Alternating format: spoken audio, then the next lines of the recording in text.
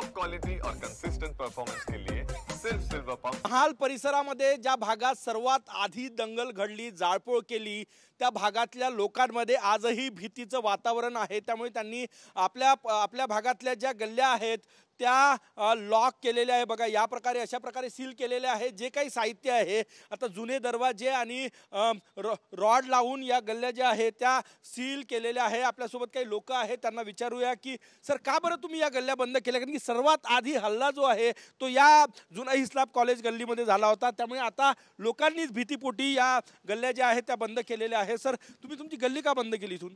आमचं म्हणणं हेच आहे, आम्ही गणेशपेठ पोलीस स्टेशनला 4 ते 5 वेळा फोन केले, स्वतः जाऊनही भेटलो, तरी पण त्यांचा जो स्टाफ नाही आहे, बॅरिकेड्स नाही आहे असं म्हणून राहिले। म्हणजे आमच्या का लोकांची का जीव जाण्याची वाट पाहत आहे का मला हे नाही समजून राहिलं अजूनही।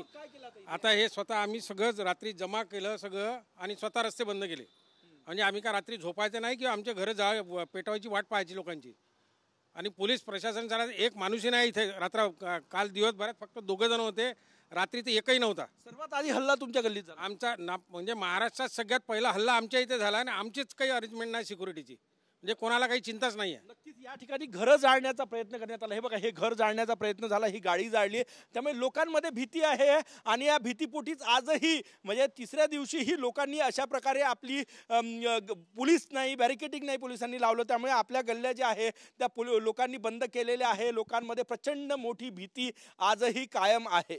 कॅमेरामॅन साईसह गजानन उमाटे, TV9 मराठी, नागपूर।